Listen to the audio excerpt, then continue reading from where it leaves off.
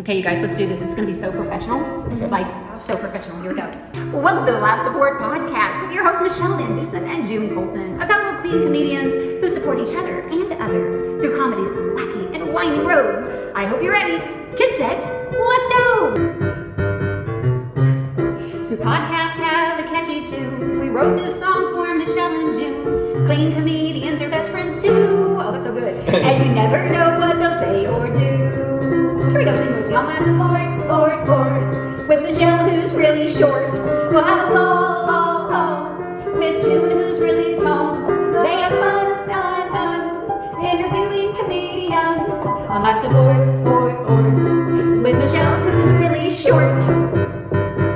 Now it's time to start Live Support. The Live Support Podcast is brought to you by the Hot Breath Comedy Network. Wow, give yourself a round of applause. Woo! That was magic. Welcome to the award-winning Laugh Support Podcast. I'm your host, June Colson, here with Michele with one L, Trisha's sister, Rhonda Colson, Corey's friend. Don't call me Shelly, Michele VanDusen. What's up? Hey. Oh, not much. I'm just living in the glorious life here in the suburbs. Yeah, it's happening. It's all good, Michele. Today I'm super excited. We've got an amazing guest on the podcast, Yes. and so we're gonna do something new. We're gonna do speed updating. Speed updating. Yeah, speed dating. No, speed updating, because maybe sometimes I get a little bit wordy. Maybe sometimes with my ADHD, I don't get focused and I tell a long story before we have a guest come on, and they're sitting in the green room with all the snacks that we left them, and maybe they're on a diet and they don't want to eat all of them. So we need to get to the updates. Yeah, we do. Get to the guest. So, are you ready for some speed updating? And go. Oh, I go first. You don't want to go first? Okay. No. Here's a speed updating. Where have I been? What have I been doing? Okay. I have been in Florida. It was very, very cold. I was in an Airbnb, which was really, really nice. I got to meet two different people. One was the maintenance man, super fun, showed up to change the filter, was in the kitchen while I was in the shower. That's not how you want to meet the maintenance man at the Airbnb. Thought it was unoccupied. Surprise, Jerry. Occupied. Okay. Then I got 17 packages from Amazon at the Airbnb. I know. It wasn't for me. It wasn't for the people at the Airbnb. It was for a lady who lived on the other side of Bradenton, Florida. So I got to deliver packages, 17, to an amazing lady who just moved here from Canada. So making friends. Did you get dressed first? Please tell me you got dressed first, right? Because you were in the shower, then he walked in. And comedy podcast. We're not going to discuss it, but I'm just going to say she had some really cute outfits in those Amazon packages. So maybe I tried them on. It's none of your business. Okay. Let's see what else. Airbnb packages. I had a really bad injury. Got injured while I was in Florida. Okay. Bit into a tortilla chip, turned sideways, impaled my lip, and now I got a sore inside there, and I have a pouty face all the time right now. That's the worst when you have a sore in your mouth. My dad hot dog called me to tell me that he called my sister on her actual birthday, and he was so proud of himself. He was like 4 children, and he got 1 out of 4 right. He called me to tell me June, who was born in June, who he hasn't remembered her birthday since 1975, that he remembered my sister's birthday. And guess what? She didn't answer the phone, Michele. Okay, fine. Nice, even better. Okay, so Airbnb, I had to check out, was going to the airport, had a 4-hour delay in the in-between, and so we went shopping. We shopped for 4 hours, and you know how good of a shopper I am. In 4 hours, you want to see what I bought? I got? Okay, yeah, okay, ready? You got 3 more seconds left, and what'd you get? Big feet. Oh dear. No, you didn't. I got big feet. Okay. But here's what's amazing. Then I came home, and last night was a college championship for football, and my family came over, and my husband made wings, and I went and bought the hot wings. Michele, look at the hot wings. This is the tiniest, it'll baby hot wing I've ever seen in my Bigfoot is bigger. I messed up the hot wings. The fact that you still have a piece of chicken there. I thought to tell you. Okay, so that's crazy. my speed updating. What you got? Let's see. I did kids in comedy at the school, and I have a kitchen renovation happening right now. Not that we asked for one, but it's happening. Thank you, Frozen Pipes. Woo! All right, that's it. That's Oh, it. and yeah, I want to go ahead. I was gonna say, and I got the curtain behind me because we had to everything's covered in plastic in the house, and then Mhm. we had to clean out the whole kitchen, and so I've got stuff, so it's chaotic. It is a chaotic kitchen catastrophe. That's what's happening here. You know how much I love an alliteration. You just did it. You just did it. I just want to remind our listening Yeah, audience that 3 episodes ago, we discussed how you had used plastic to screen in your back porch, and your mhm, neighbors thought you had a meth lab in your that's right. backyard. So Yep. now I'm sure they're even Uh-huh. more comforted to find out not only is your back porch covered in plastic, which you had a warming light out there. I mean, Yeah, fair yeah, enough that they had assumptions. yeah. Now your whole kitchen has been covered. Michelle, Yes. there's probably an HOA meeting about to happen about your family sometime pretty soon. Probably. And the best part too, of course, since we plasticed everything, all the lights switches are covered in plastic, so all the lights stayed on all night long. So it's fabulous here. We are spending money without going anywhere. Okay. There we go. And is that the end? That's a speed updating. We're done. We're done. And now we're ready to start the Laugh Support podcast with an amazing guest today. Michelle, I got to meet him for the first time in the green room just a few minutes ago. And I'm just thrilled you told me all about him and excited to be here. So tell us who is on the show. Okay, so our guest today is a stand-up comedian, a podcaster, blah blah blah, right? He travels the world and the country. I said the world. I don't know. I don't know if he's been to Canada. I don't know if he's been to Mexico. I don't know if he's been to Europe. I'm just gonna say he travels this country, spreading joy and laughter everywhere he goes. He has over 1 million followers, and if you haven't seen him live, you may have seen one of his videos, which have over 500 million views. Videos like My Pleasure, that's that Chick-fil-A one. He's got the blind date videos, or even this is my this is one of my favorites, how Dave Ramsey ruined Christmas. Okay, anyway, doesn't matter. Make sure you check out his funny dry bar special called Joy is Free. But most importantly, you will see this guy on the award-winning Laugh Support podcast. Let's welcome Jaron Myers. Woo, woo, woo, woo, woo. What's up, guys? Hello. I did eat all the snacks in the green room, and so there's none left for whoever's next. And the green room for anybody who's watching the video version of this podcast looks exactly like what your guys is. It's got all those little crosses all over the walls, and it's got Yes. dolls everywhere for some reason. You guys are doll people. Didn't expect that. Yeah. Yeah. That's my when you- Bigfoot doll. I forgot. It's back there. Wait. No, I don't think there is. I was just making a joke about how that looks like. When you guys first started traveling doing comedy, did you stay at like old people's houses? I did instead of hotels. I And then stayed because anywhere where you had a friend, like anywhere Well- that you could find somebody that will let you stay. Yeah. yeah, and most of my friends were my age. They didn't have, and so they were like, you can stay at my grandparents' house. They're empty nesters, and so I would stay at old people's houses all the time. And for some reason, old people just have a room of all the stuff they've collected over 50 years in this home. Mhm. And it's all because you can't just throw away your kids' stuff Right. from when they were kids, but now toys have progressed enough that those toys are really creepy now. And so Yeah. there's just a room full of creepy old toys. And they're like, you can sleep in there. We do breakfast at 4:30. You're like, I'm not going to be up for that. Yeah. And so Actually anyway, got it's good to be some here. from my old lady's house. That's where that came from. So Yeah, I'm living the dream, man. I love got it. to their homes. I just took the couch with me. It was so comfortable. So that's what we got going on in the background. And I would have actually pulled out one of those old porcelain dolls for you. Yeah. However, the last couple of years, I've been dropping it off at my sister's house, and it magically reappears at mine.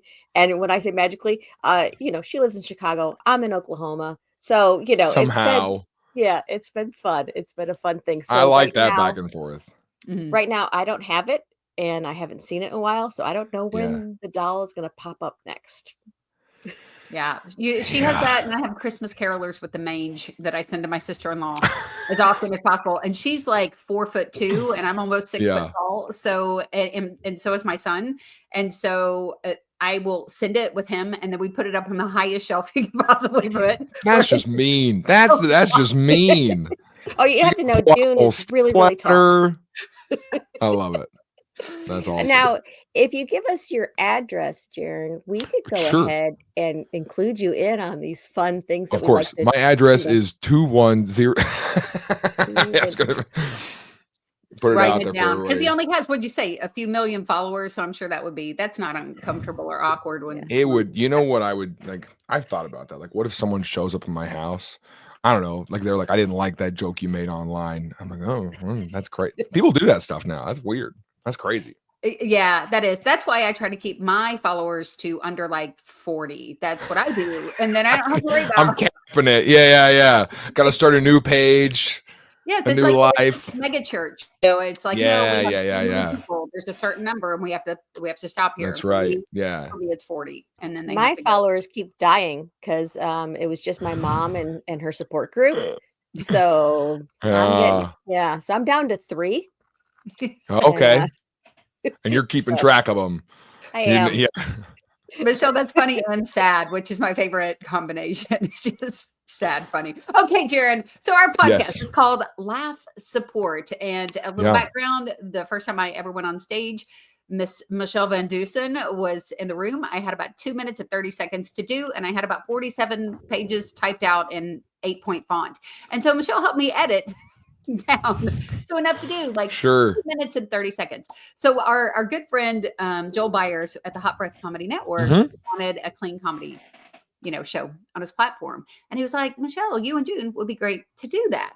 And so we decided, since we were each other's laugh support, she was mine from the very beginning. If we were going to talk to comedians, we kind of wanted to go with that angle and talk to them about, hey, when you got started and as you've been on the journey, we'll kind of walk through that a little bit of who's been there, who's been supported to you as you've been doing stand-up comedy. So when you think back, Jaron, to when you first began and you took that leap into this wild world, who who comes to mind that may or maybe people weren't there for you? What did that look like? No, I had some good support. So just, I started when I was 19, and I had flunked out of college. And so I was taking a semester off, because I went to a Christian college. You don't really flunk out of those. That's not how that works. You can just get kicked out. Well, you don't even get kicked out. You get your advisor pulls you into their office and they go, we think that you should pray about what else God has for you. And that's like their way of being like, hey, get out of here. And so I was taking a semester off was the plan. And so during that semester off, I had a best friend that I had made in college. We had just become friends for a year. And, I had these funny songs I had written, and I had a couple churches be like, hey, would you come do those funny songs? And so I told him, I was like, hey man, you want to come with me? I'm going on tour. It's like 2 shows that week. I'm going on tour, and so Tim, who I do the podcast with, Tim's been my best friend for, 13 years now. And yeah, so he was a huge support because we were both young and dumb. We were both 19. And when a 19-year-old goes, I'm going to be a stand-up comedian, another 19-year-old goes, yeah, of course. There's nothing, And I was very fortunate that my parents were, I don't want to be like my parents were cool about it, but they were, looking back, they were as cool as they could be for their oldest child, who was supposed to set the tone for how this is going to go. Comes back and is like, hey guys, I don't know if I want to go back to school. And they were like, yeah. So there were some hard conversations, some kind of stuff of just trying to figure some stuff out. I told them that it would be, at least 1 semester, possibly 2. And I said, but I promise you that I will not float endlessly through my 20s. Like, I will make a plan. And so that's what my parents said. I could live at their house for that semester, but that was January of 2014. And they said, by December of this year, you have to find a place to live. Like, you can't live here. Like, you got to have roommates. You got to go back to college. But by December, but we'll support you. They gave me $2,000 to build a website and to get my songs recorded. And very grateful for that. Wow. And I bought a van for like $1,200. And I just started going and doing shows. So I had actually incredible support from the people dearest to me when I look back. I also think that it's not the same. I had some friends who started comedy in their 30s or later. And I do think, like, if I had like a normal job now, like I'm married, and rent is expensive.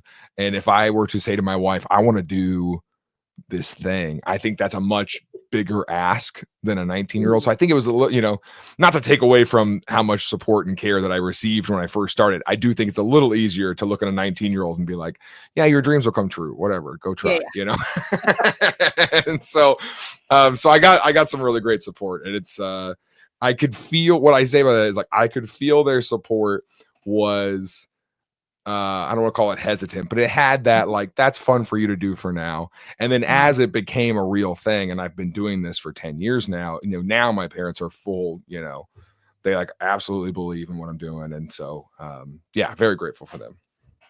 That's awesome. Very cool. So your friend that does the podcast with you, is he a stand-up comedian as well, or he's not? No, he finished college, and then he worked at a church for a few years. He was a student pastor, and then he builds websites. So he's got a pretty boring normal day job.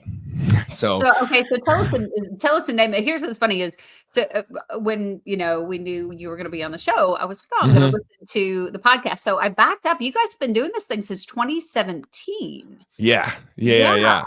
So we started podcasting before every two white guys had a podcast. We were there. All right.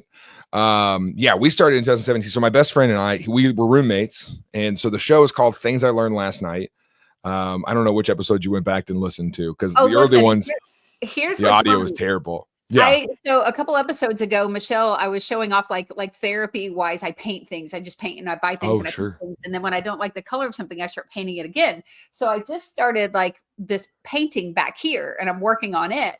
And I listened to the Bob Ross episode because I went way back. Oh, nice. To the beginning. But I was like, oh, well, I'm painting. I'll listen to Bob Ross. And like, here's the deal, Pickle. I'm like a huge fan now.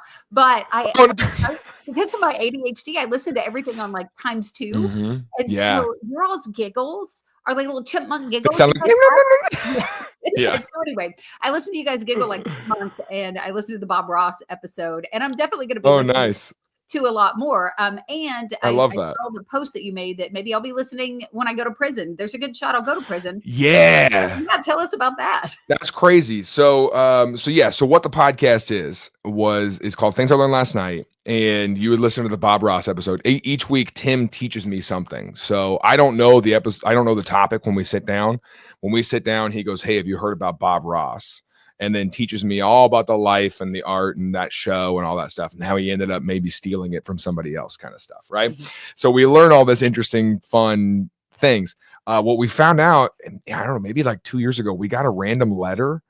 We thought this was super weird. We were like, what is going on? We got a letter from a prison in Florida, and they said that we are on their tablets. That, you know, these prisoners they get these tablets, and we're, for some reason, our show is one of the podcasts of very few podcasts, but we're on their podcast app, and they listened, and our whole catalog. So they're like, we've been listening to every episode. I got several other people in my block listening. We love this. We're laughing. And I'm like, what? And then we started getting like letters from Texas, from Idaho, from, you know, all over the country. And then my favorite thing is on YouTube. Our show is on YouTube. For whatever reason, the podcast app, like, it cut off at our Pepsi Jet episode. There's an episode about Pepsi Jet. We did that maybe 2 years ago. So there's 2 years of episodes that the people inside have not heard. And so when they get out, they come search our show, and they go back and start watching them from the past 2 years. And they leave these comments on YouTube where they're like, hey, I just spent 2 years in this prison. You guys really got me through it. And I'm like, do we have street cred? This is awesome. Like, what? Like, and so it's, I mean, truly incredible. I did a show in Bloomington, Indiana, back last April. And this guy comes into the lobby, and he's, you know, neck tattoos, coming straight into the lobby. He's doing this look around thing. And then he sees me and just beeline straight for me. And in my head, I'm like, what is about to happen right now? And he comes up, sticks his hand out, and he goes, I just got out of serving 2 years here in Indiana. He goes, and I'm set to go home to, I think he said Iowa, tomorrow. He goes, but I looked you up and I saw that you have a show. I just got out 2 days ago, and I've been listening to you for 2 years. And it just happens that you're doing a show in this town where I just got out of prison, and before I go home to Iowa. So I came over here. And I was like, I freaking love that. Do you understand? Like, that's my favorite thing in the whole world, that he would come to the show. Yeah. Yeah, I can't even describe the feeling that gives me. I love that so much. So yeah, prisoners, listen. If you don't have to be in prison to listen to our podcast. Right. But it's good to know that there's nothing you can do in our justice system that would rob you of our podcast. Remember that. All right. That's absolutely amazing. That's the message of your show. The message of your show is commit crime all you want. You can still listen to Jaron's podcast. Commit crime. That we usually do a tip of the day. I think we'll just leave it at commit crime. We're not crime stoppers. We're crime starters. That's what we're after. I may increase your listening audience. My husband and my husband actually works for like a recovery program. They work with a lot of people who are incarcerated, people who are coming out of being incarcerated. Yeah. The other day, I had one of the guys ask me about like podcasts and different comedians that he could watch, because he wants to. He's been saved. He's a Christian now, and he's like, I want to kind of change what I'm listening to, and I'm so excited. I'm going to tell him, listen, this guy is huge in the prison circuit. He's going to love it. We joked a lot on the show about what if one of us goes to prison for something, and when we get on the inside, we're like, hey guys, I'm Jaron, I'm new, and someone goes, no more new episodes. But then we're like, hey, listen, we go in, we have an established relationship already. I'll be running that place. Michele, is this your goal for our podcast? I know you have like high hopes always for our podcast. I don't have the attention span for a lot of hope, but is that what you're hoping? Maybe we'll be in the prison system one day? I don't know if you can ADHD your way out of hope. I don't know if that's how that works, by the way. I don't have enough bail money for both of us to be in the prison system. So no. Yeah. I love it. That's well, back to the lab support. Sure. Okay, so if we do one day, this is suddenly on the prison laptops or the tablets or whatever, and they're listening to this episode. What you want to do to get out is you want to make a spoon shuffle, and then like if we just start sneaking in ways to break out of prison, it's very fun. Right. Code words and the things I learned last night was how to make a shiv. That's what all of our episodes are suddenly like how to get out of prison. That's hilarious. Shank, spoon or fork? I don't know. Let's pros and cons. Here we go. Pros and cons. That'll be the name of it. Pros and cons. Shoot. All right, I gotta write that down. We just did it. It's gonna be huge. That's a trademark of June Colson comedy. No. So your mom and dad now are like that $2,000 that we gave Jaron back in 2014. Mm-hmm. Yeah, they're definitely eyeing some retirement communities. They think I'm gonna fork it over for. I'll tell you that they're making their plans, is what it seems. They're we just had the conversation. They came out to visit a couple weeks ago. I live in California now, but my parents live in Missouri. They came out to visit, and we had the conversation where. Do you guys have adult children? How old are your kids? Yeah, my kids I have 4 boys that are adults. I am a grandmother. That's great. That's beautiful. I love it. I have 21 and 25-year-old. So yeah. Okay. So June, your kids are probably below the threshold for this. Michele, what is the age where I'm supposed to start paying for my parents when we go out to dinner? Oh, now. That's what we had I realized there's no official timeline for that. There's just it happens. Yeah, you can technically pretend to fight over the bill with your dad and let him win, because they love doing that. Now that's where we are, is that they came out here, we had dinner, the server brought the bill, and then my dad hesitated, and I was like, oh, I can, and he was like, no, I got it, son. And I was like, well, why'd you do that if you're going to get it anyway? Like, what kind of games are we playing? All right, let's just communicate here. All right. So now my parents I've told them that every time they get dinner, that's another $1 added on to the monthly budget for their retirement community. So that's what I've been adding. Nice. I go, that we're doing a bargaining chip right here. And I go, listen, you're sowing seeds. Yes. That's it. Hey, that'll play right there. You're Yeah. sewing into your future. I'm just gonna say, I still let my dad buy me dinner. So, Well, and there that's you go. like there's obviously like if they're offering, of course, but like there does come a time where it's like when my grandma went out with us when I was younger, she never paid. Obviously, Yeah. it was like assumed. I didn't know this isn't me doing a bit. I'm just genuinely wondering, like, is it different depending on whatever it is? I don't know. Last night, I sent my son a text and I said, if you wanted to bring food home, I'm not going to complain. And then I gave him my order. So it's assumed on your end is what I'm saying. That and that's great. But does that happen whenever I have kids and like my parents or grandparents? That feels like an appropriate, I don't know. Yeah, you could do it anytime you invite them out somewhere. You're like, this is our treat. Just up front, this is our treat. And then if you bring them somewhere else, you're like, we're going Dutch. Yeah. Buy your own alcohol. Like you got. Yeah. Okay, that's interesting. That you guys, I'm jealous that you guys had parents who buy you food. I was raised by a man named Hot Dog, Jaron, and my mother's name was Mo. I've heard that. I've been buying their Taco Bell since 1982. So, Dad's Gordita doesn't come free. So yeah, I love that you guys have that issue that you don't have. I'm still I think that's what that's what I'm saying. I think for situation by situation, it's like there's no real transition that happens, but eventually it does happen. So anyway, I know it's a long tangent. 21, my son is a firefighter. The 21-year-old is full-time employment, and my oldest is 25. He's an accountant in Nashville, like big firm. Yeah. They still haven't bought me one meal. So see, and that's where it's like, what about on your birthday? Don't they buy it on your birthday? Like that's a definite, they should be special occasions. And if I initiate it, if I say, hey, let's go out to eat, then I assume that I'm at least paying for myself and my wife, or, I'm not going to invite them out to dinner and be like, hey, you guys want to go out to eat? Thank you. That's shady. Yeah.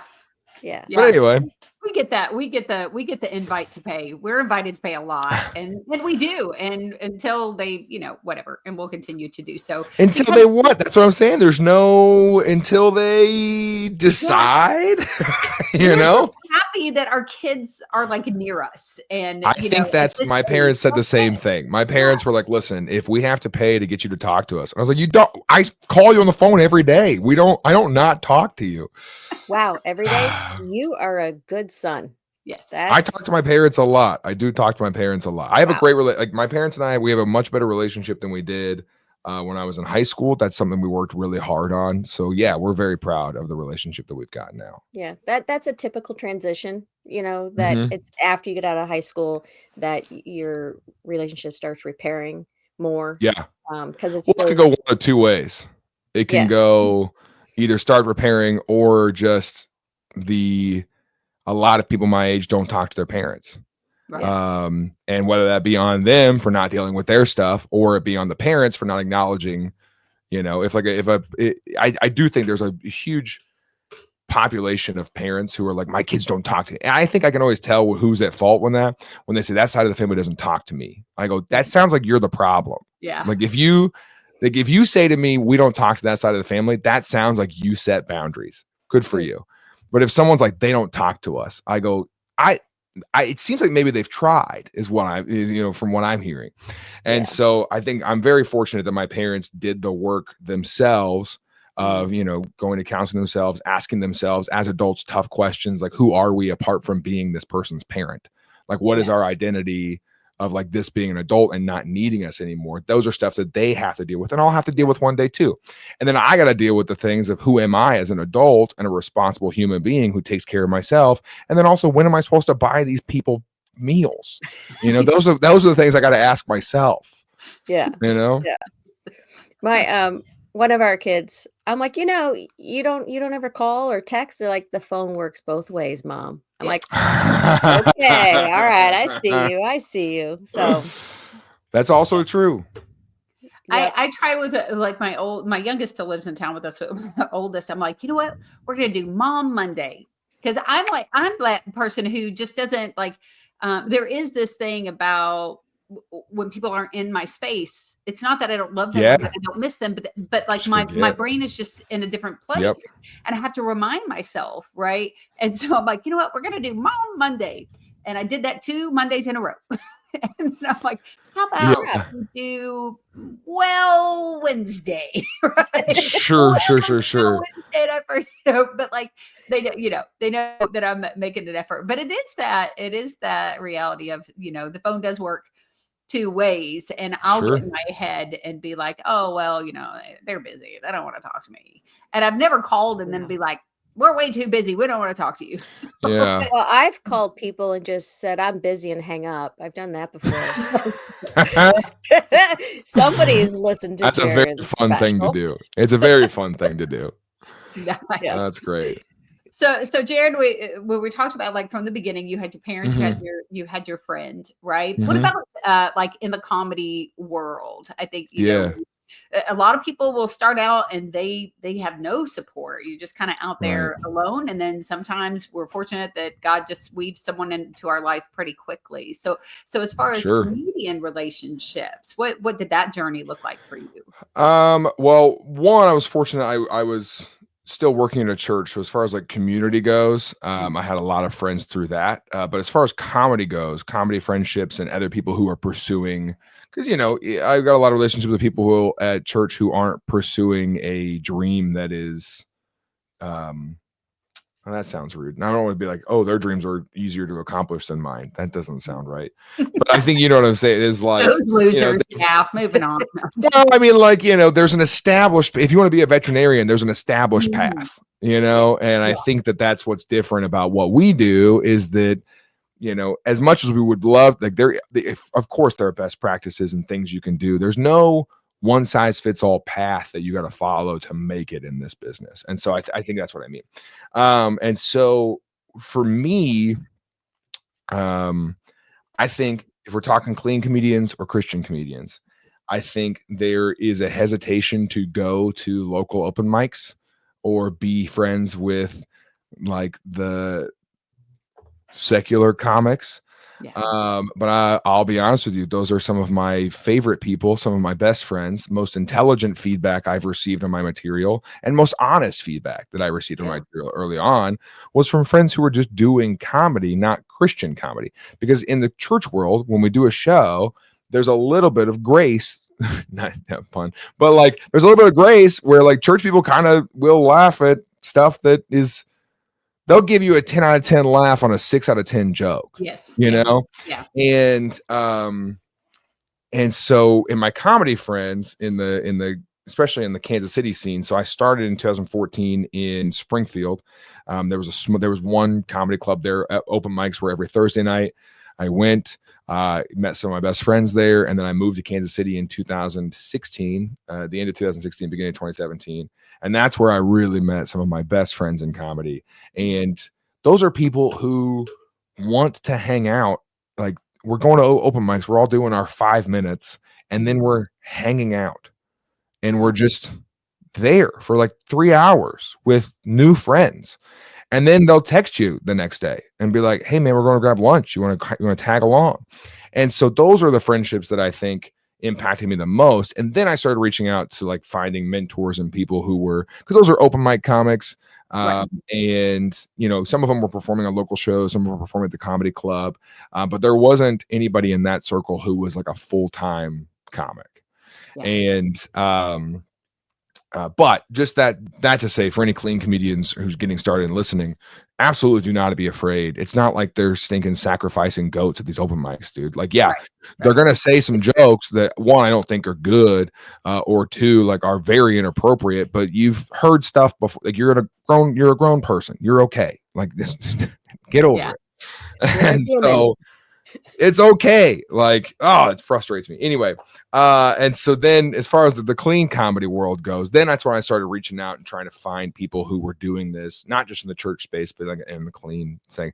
And that's where I was just, Facebook messaging. I was like, you do churches. How do I do that? And so I messaged Johnny W, who messaged me back. Great guy, wonderful friend. I messaged Bob Smiley. That guy will message anybody back. Anybody He's should an become friends okay with guy. Bob. Yeah, He's Bob. fine. He's He's fine. okay. You He's know. okay. Yeah, yeah. But I messaged Bob you, and I Bob. messaged Johnny W, and those two were very kind to me when I first started, because now that I do this, I understand the impact it would be for someone who messages me and wants to open on a show, and for me to say, yeah, come do it with no hesitation. Like now I go, oh, that was, I don't always do that, to be honest. Like I'm not like most of the time, because it's a corporate gig when it does rise up and it's like I can't bring an opener to that. Right. But if it's a church gig or whatever, I mean, like Johnny and Bob both were just like, yeah, come on and let me do time. And I was like, why did you? Now I'm looking back like, why did you do that? That was okay. That was really, you didn't have to do that. And so those were two people that I think really helped at the very beginning, for sure. Definitely two people who are very well established in church shows. Yes. But Anya also does so much with, at Zanies in Nashville, tons of stuff with Nate and that group there. And that is two really. Now he does. This was 2015. So they were still out with Hawkins a lot. Yeah. And Johnny, so, I think he started kind of you said that you worked in church. Johnny was the worship leader at his church. Mm-hmm. So what kind of, did you work with the worship team, or are you? I was kind of like the staff band-aid because I was 20 years old. And so when they needed somebody to run the website, I became that person. And then they hired an actual person to do that. And then I became the person who ran what'd they call me? I was like a glorified volunteer coordinator, essentially. So each department would have their volunteers, and I would like build the CRM for them of like keeping track of all your volunteers and stuff. I just did a bunch of different jobs, but yes, I was on the worship team and I was one of the worship leaders at our church, and I did that until near the end of 2017. Very cool. Very cool. Next question, June. Okay. Sure. You're so adorable. I love doing this show with my best friend. Who's paying? No, I'm sorry. So has there been a time, Jaron? Has there been a time that you can think of that you felt lonely on this journey? Have you had moments where, because we know a lot of times. Oh yeah. Travel. Oh, yeah. All the time. Still all the time. Tell us sad things. That's my favorite. Sure. I mean, as connected as you can be, at the end of the day, I'm flying by myself to a show. I'm getting a rental car by myself. I'm driving an hour to this show. I'm showing I don't know anybody here. And then I am sitting in this green room with the dolls and the snacks. And like I don't, and then I drive and I do the show and then I leave and I go get some food and I eat at a restaurant by myself. And so the dangers of this is absolutely just falling down like the social media rabbit hole where all you do is when you go to dinner by yourself of just scrolling and doing nothing. And when you're on your flight, just paying for the Wi-Fi just so you can keep scrolling. You're like, why am I doing that? And so, and especially early on, I told you I bought a van. Early on, I was making 6-hour drives. I was driving out to Colorado for a gig that paid me in chicken wings. Yes. And then sleeping in my car and driving home. Like big chicken wings? They were good. Did you have that handy? That's crazy. You just have that ready for after this is over. You're like, it was part of the before we pulled you from the green room. That's so funny. I bought Bigfoot feet, Jaron. Sorry, you didn't get to see this at the beginning. I bought Bigfoot feet because I had 4 hours to shop, and in 4 hours, this is the only thing I purchased. Then my family came over last night, and my husband said, pick up some frozen wings and I'll make wings. And I picked up the tiniest, babyest little chicken wings. Bigfoot is bigger than that wing. Okay. I see. How sad is that? So I had to show Michele.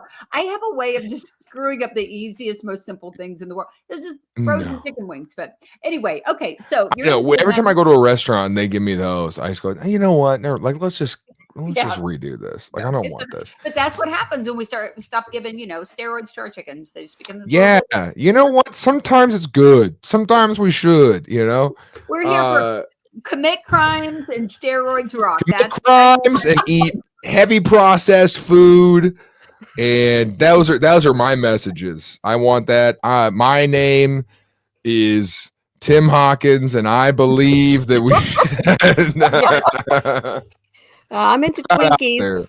Put that out there for the transcript. No. So there's plenty of time, making an 8-hour drive by yourself. And I traveled with an evangelist for a while. He flew every place, and then I drove the car every place. And so I think that's another thing of like the phone works two ways kind of thing, is like when I'm driving, I typically try to make a phone call if I can. Yeah. And I have like a running list of people that I just go, all right, I haven't touched in with this person this week. Let me just give them a call, and I'm very fortunate to have people who will answer when I do call. Yeah. But I'm also just, fortunate to have people who want to talk about more than just the business or what's happening, or, I have people who care. And so, I think not being afraid to call my friends has been the game changer for me, for sure. Because I used to just listen to, a podcast, or listen to, and not that those things are bad, but just listen to a podcast or just start doom scrolling social media during my travel days. And so now I'm trying to be very intentional to, have my phone in my backpack when I'm on the plane. And, I prepare my work on my laptop before I get on the plane.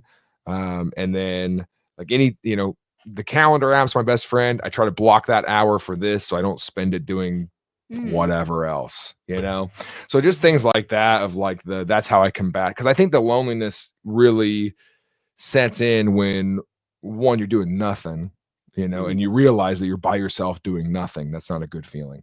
But then the other side of it is like, if this is my time by myself, if I can get as much stuff done now, then when I'm home with my wife or with my friends, I don't have to do any of this stuff. And so that's how I started trying to treat my alone time on the road, was I want to make this as efficient as possible. So that way, when I'm home, I don't have to try to balance and figure out, when my wife gets home, I'm home the rest of the day. Like my calendar ends, she teaches, and I get done at 4:00, and I'm like, all right, I could work till 9, but I got a bunch of stuff done when I was on the road this weekend. And if I'm in a hotel room by myself, I'm just working. Yeah, that scrolling too is so dangerous, because then you can get into the pit of comparison, especially if whatever gig you just did was not a positive. If you have a bad gig, the last thing you want to do is open your phone. Don't do that. All right. Don't do that, because that's immediately you're going to see somebody else's stand-up clip that has 60,000 million likes on it, right? And it's not as good a bit as you wrote. It's not as good as your joke. You know that. I know that. All right, but they've got 60 million likes on it for some reason. But I just bombed for a group of 7th graders. I can't look at that right now. All right, I can't handle that. A little Matt Rife envy here. Is that what's happening? It's not envy. It's not envy. It's not envy. All right. No, I'm just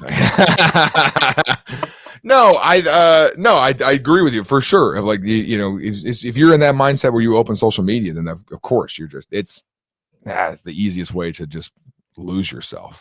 Yeah, or even, we tease about the Matt Rife envy, but realistically, I found myself kind of, probably a few years into it, when you would see that kind of stuff, like, I don't want to say I had an attitude about somebody, but I kind of did. I would kind of see this one particular person over and over, or, whatever. And I would that would suddenly be, they had, real estate in my mind and what they were doing, or, you don't want to, it's just not good. It's just not healthy.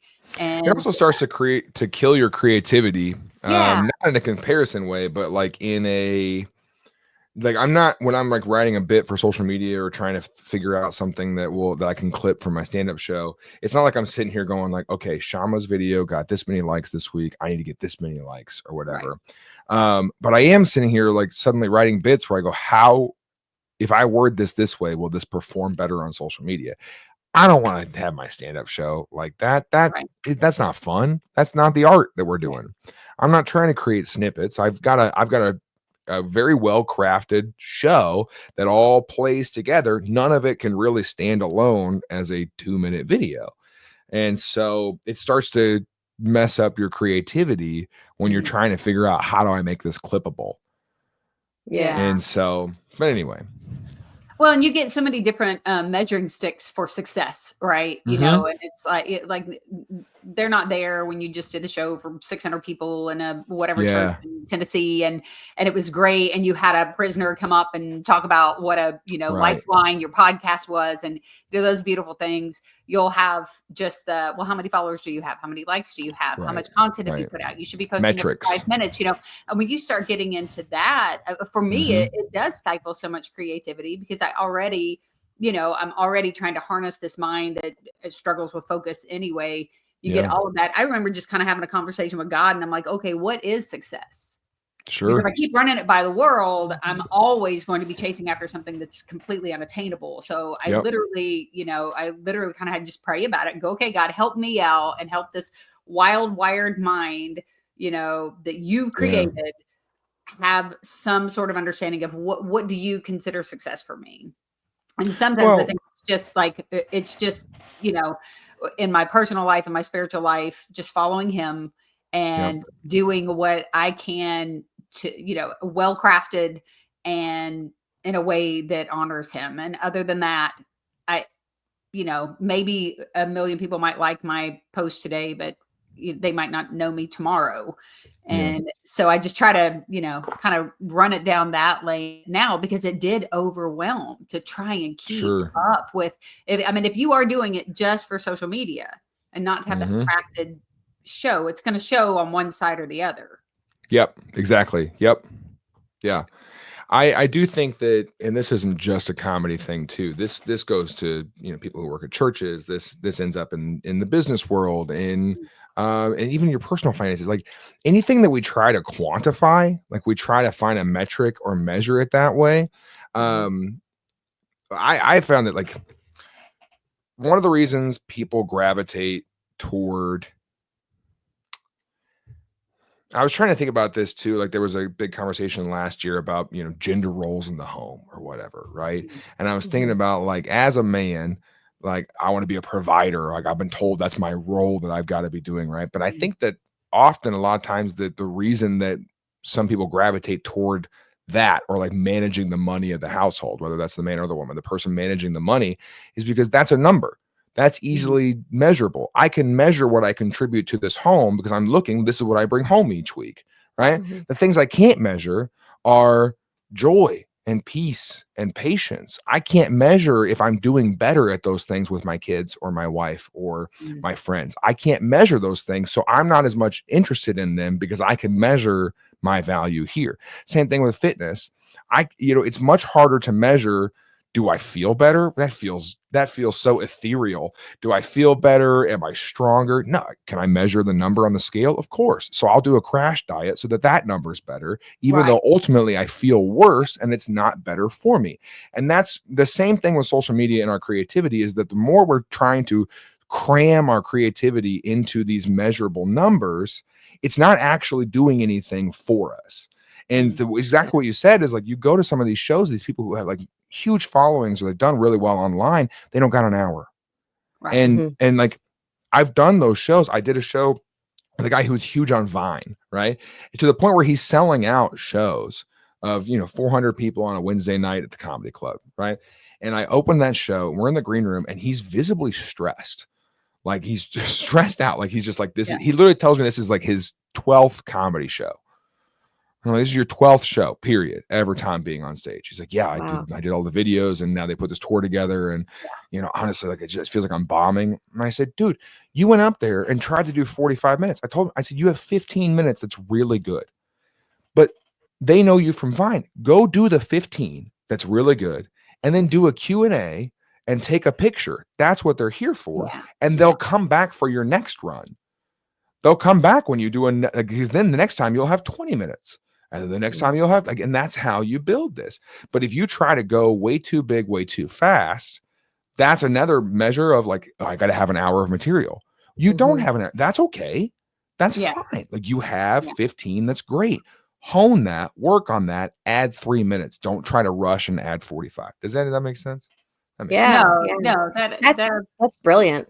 I was gonna say, because like a lot of people don't, they get in their mindset that a comedy show is, you got 3 comedians and you have to do this Mhm. much time and this much time. So in his head, he's like, I have to do 45 minutes. And maybe Yep. that was what his contract was, but he was thinking it had to be comedy. But you Mhm. gave him wisdom.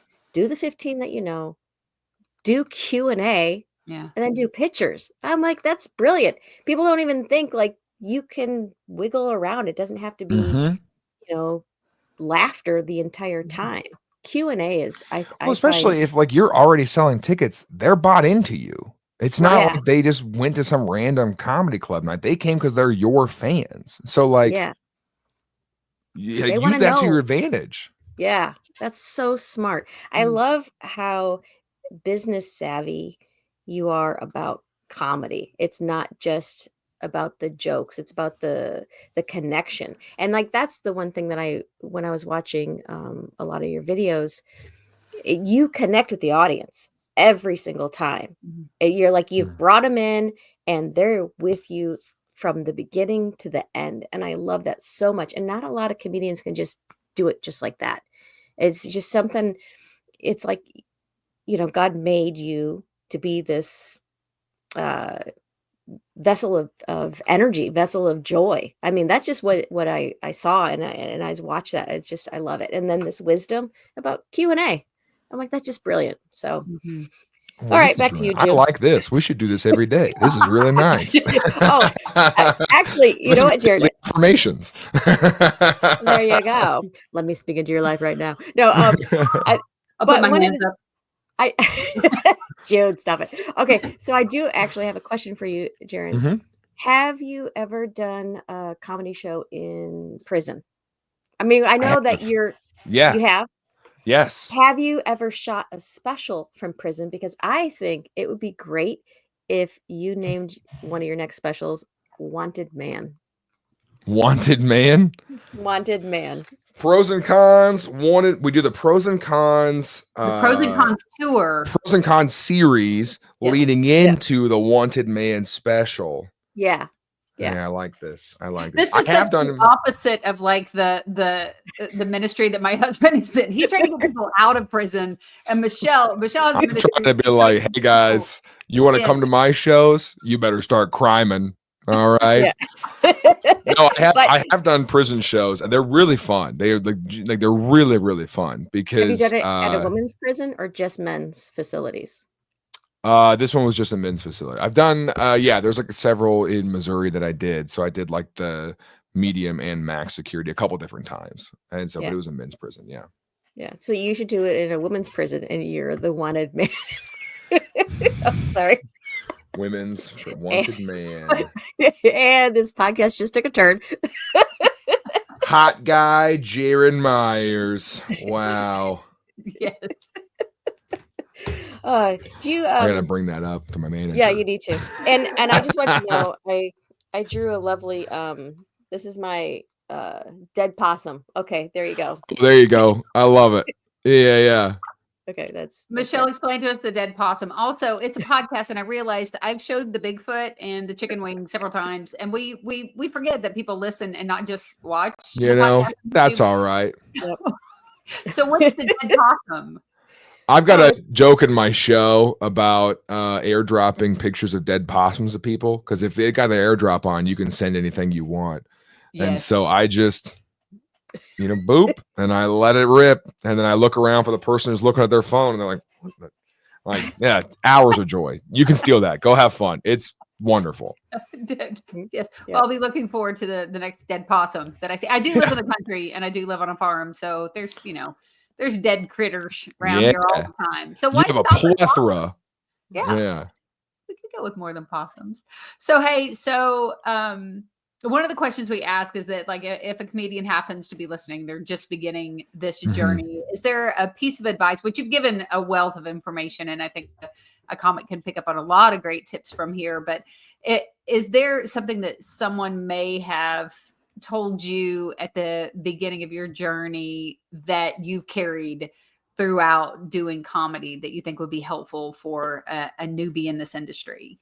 Yeah, and it was a pretty big Christian comedian, so I won't name them, but they did cuss at me, and they said, people can tell if you're full of it. They didn't say, yeah, they said that, and I was like, whoa, Oh, yeah. like, watch your mouth. But Oh, no. that's something I think about all the time. And what they meant by that was, if you don't think this is funny, like if you're writing jokes that you don't think is funny, kind of what we were going back to too with the social media, if you're just trying to game the audience, like Yeah. people can pick up on that. Or if this isn't your authentic life, like if this joke is not who you are, like I can't go out there and be a dark comedian. Like I've had some dark jokes that I've written and I'm like, oh yeah, that's good. You know, I'm not Anthony Jeselnik. I can't go out and do that delivery. I look like this. I look like an Old Navy credit card. I can't go out there and be like, you know, if that's not, that style wouldn't fit who I am. And so that was the best advice I got, was that people can tell. And we know that now even more than ever, because with social media, you can always tell when someone's like, hey guys, and you're just like, oh, this feels forced. And this feels when you feel uncomfortable, it comes through. And it was actually I think Rob Bell was talking about this. I don't know. Oh, sorry. But like there was he had a great piece of advice though on when you're looking at a painting, right? You are looking at the expression that the artist put into that painting. Or you're listening to a song. The song is designed for you to feel what the artist was feeling when they wrote it. So if I create my art and in me is a feeling of, I hope they like this, or I hope they like me, that's going to come through, because all art is an expression of the artist. And if you leave a little bit of yourself in there, that's, I really need them to like this, or I really need this to make money so that I can, you know, I've got my anxiety tied into my art, then the people who are experiencing art will also experience that feeling. They'll see that. And so that was some really good advice that I got, was people can tell. So how can you then separate your anxiety from your art? That's a great question. I don't always do the best at that. I don't think I'm not like hitting home runs every time. But I think that a large part of it comes down to, I think it was Pete Holmes who said, this job only sucks when you quit writing new stuff. I don't know. I think he said that in one of the, I used to listen to the You Made It Weird podcast with him. And he says, I can always tell that I need to be writing more material whenever I'm starting to be like, I hate doing this, And so, but I think that's true. And so I think that it's and there's all kinds of ideas. We don't have time to get into all the different ways that creatives can try to hone their muscle in that, but it is finding a discipline that works for you and then being consistent in doing that. So for me, especially when I was in Kansas City, it was, if I'm home on a Wednesday, I'm not missing the mic that's at the Rhino, because that was the spot there. I knew most of my friends were going to that one for sure. And I knew I was guaranteed stage time, and I was not going to do a joke that I've already done. Like I was committed to, if I'm home on a Wednesday, I am going and I'm trying something new no matter what. And if I didn't have time to write anything new, I'm going to go up and just see what happens. And I'm going to let myself bomb, but I'm going to try something new. And so that was something that I had committed to. Another thing that I do is, like lately I've had a lot of fun with being able to look at people in the audience. And like I told a guy at a show a couple weeks ago that he looks like the genie that would come out if I rubbed a billy mouth bass. Nice. I thought that was so funny. And so sometimes what I'll do is, there's a website called This Person Doesn't Exist. I don't know if you guys have heard of this, but it's an AI thing that just creates it creates a photorealistic image of a person that doesn't exist, but it looks like they're a real person. And so I just write my observation. This is one of my just fun things that I do in my free time. And I'll just write like 5 maybe. Sometimes they're pretty good. But like if this person was in the audience, what joke would I make with them or about them to include them in this? And so it's that kind of thing of, you look like you were born in the back of a Ford F-150, or you look like you're not allowed at your kids' soccer games. And like that's a way of me writing just fun jokes that then, it seems spontaneous when we're on stage.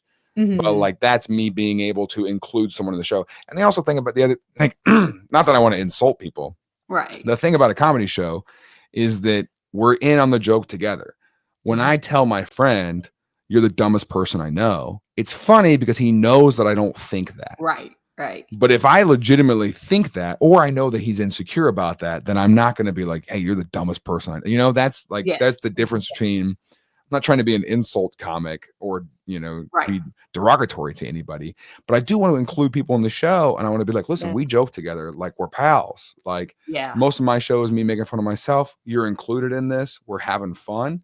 And so but trying to find your discipline that allows you to have fun and be funny. Because also those insults that I write are also things that when I'm telling a story, like I got the possum story, I talk about a character named Promise, who I describe as looking like the person who comes back from a missions trip.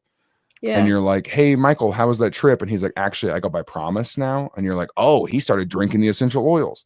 And so like, that kind of describing the people in your stories more succinctly and in a funny way. And so just finding the discipline for writing new material is how I get over the anxiety of feeling like I'm not good at this. So as long as I am taking steps, and that's the same thing we were talking about, the fitness analogy I made earlier of like the scale number being the thing, is that the thing that causes me to feel better about the anxiety that I feel about, losing weight or trying to be fit is when I take an action that is a fit person action. Like if I wake up and get my cardio done, it doesn't matter what the number says. I have made a step in the right direction. The same thing with our comedy is it doesn't matter if I'm crushing on social media right now. I've done something today to advance my art and what I'm doing. And I think as long as I can say that each day, then that's how we keep moving this ball forward. Even when it's the same thing with investing. If you invest money and the stock market goes down, you don't pull all your money out. You invest more. And then when it goes up, you invest more because that's how compound interest works. It's the same thing for our art. It's the same thing for your mental health, your emotional health, is that the whole thing, same thing about following Jesus. The whole thing comes down to this next decision I'm going to make is in sync with the way of Jesus. And that's what I'm going to do. It doesn't matter if I just screwed up and sinned, or I was angry and I let that go, or I treated my wife disrespectfully and I regret that. Now I can sit there and ruminate on all those things, or my next moment can be one where I say, I'm sorry I did that. I repent for what I did and I can move forward. The whole thing is about the next step being in the right direction. And that's for every area of our life. Ooh, that is good. I felt like I just went to church. Comedy church. The plate, if you guys want to. Oh, there goes the chicken wing again. Okay, we're back to food. Okay, I see. Chicken wing. So I think what you said about from the beginning, when people know your heart when you go on stage, and especially when you get to the point where you're telling these jokes. We've got a friend, Jim McHugh. I mean, he could teach a master class on the crowd work that is right with that spirit of like, he is so good and so sharp, but but you see people throughout the show be like, pick me, do me next. Right. Because they know your spirit. They know who they feel like it is that friend. I've seen it. We're all in on this when it's not. Right. And I'm not saying all of my jokes toward people in the audience are pre-written, but I'm saying I've practiced that muscle enough that then when I'm on stage and I see somebody, I go to that, where I've got my notebook and I just go, what would I say about this person? And like, it's faster. You're making that, and it does. People get excited about it. Also makes it so that they're included without them yelling something out. I'm not asking a question. Right. I'm not being like, what do you do for work? Yeah. Here's what I do for work. Like, let me be up here and doing it. And I love folks, it. They're now a part of a show. They didn't just watch a show. They experienced a show. Their friends experienced it because it was their friend who was part of it. It changes the whole experience. And they can't get that experience on TikTok. No. They have to buy a ticket and come to my show because they can't get that experience of being included online. Yeah. Can anyone even do TikTok anymore? It's back on. They turned it on. Yeah, it's back. It's Um, back. I don't know. By the time this releases, I don't know what, might be off again. On, off, on, I think off. the other thing that jumped out to me, so Johnny W. Do you know who Rick Love him. Roberts is, Jaron? Have Mhm. you ever met Rick? Okay, so Rick, he taught a lot of us. I don't think I've met Rick, but I know of, and I've, been around. I know. Yeah, he had an amazing podcast called School of Laughs, Mhm. and it's been around for a long time.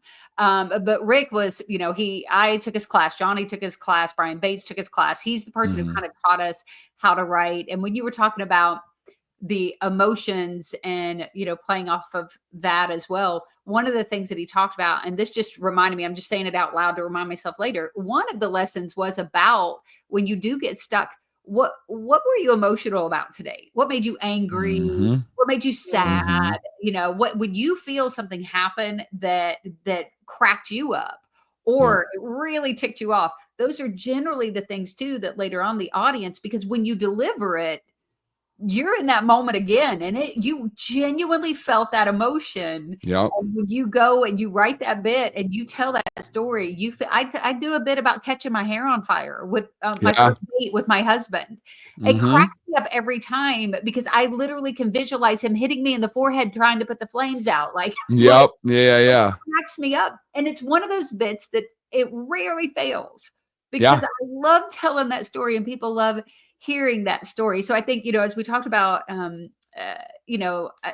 advice for new comics and writing and things like that, even veteran comedians, when you find yourself stuck, just write write emotions down Journal. and start, Like just Oh.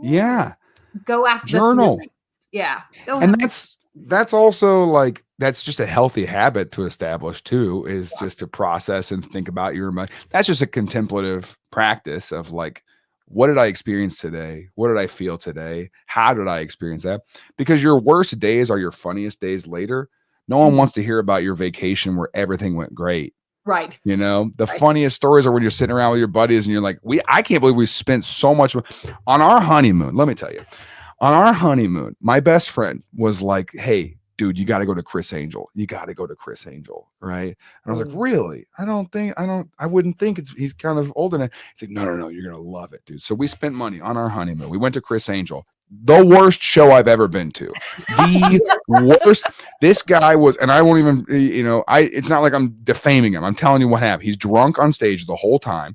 He's flirting with women in the audience. This guy's been married for a long. It was a bad, as a performer, objectively bad show. They have choreographed, like they have like these dancers in the background, and the dancers were phenomenal. The dancers are like, and they had this like fight scene, where it's like choreographed fighting. And I'm not joking when I tell you that Chris Angel was just phoning it in, right? There's a part of the show where his child had childhood cancer, survived, made it through, but he does a part of his show as a tribute and then says that he gives money each year to this childhood cancer research fund. Great. That's awesome. Love that he does that.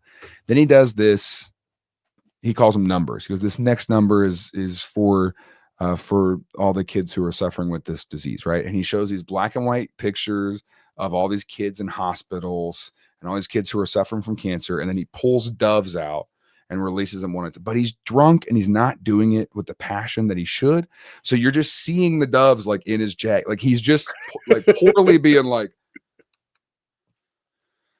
while there's just sad music and black and white pictures of kids on the wall. And you're like, what is going on? So we left. We go to the most expensive dinner I've ever had in my life. It is almost $500. The food was incredible. The food was one of the most amazing meals I've had in my life. And you know what we talked about the whole time? My brand new wife and I, we talked about how much Chris Angel sucked.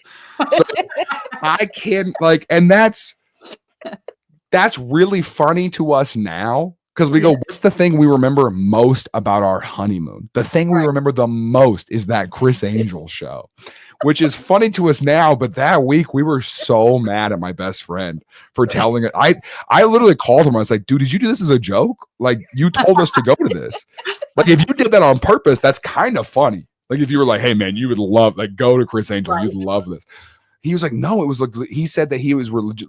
I guess he had gone a couple of years before and it was really good, but this is post-COVID. And so now this is the show now, But that's what your worst day, the Yes. stuff that is like so frustrating and so annoying in the moment, is the stories you love retelling later, because they're almost like survival stories where you're like, you're not gonna believe what I went through.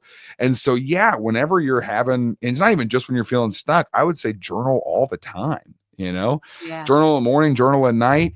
You just sit down and just, it doesn't have to be, some people journal like a whole notebook. You don't got to do that. Just write 3 or 4 sentences, something that happened today. I have a voice notes thing on my phone.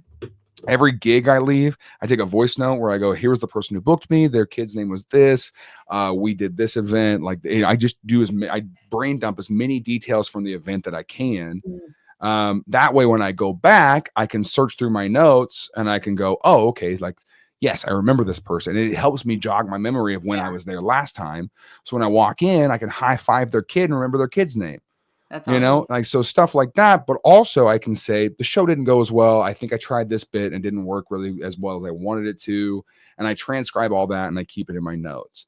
And so, acknowledging what you're feeling, processing those emotions, and then being honest about where you're at with them, and not trying to write a bit in the middle of doing it, not trying to process and expand on, just trying to sit with those things and process them and live them.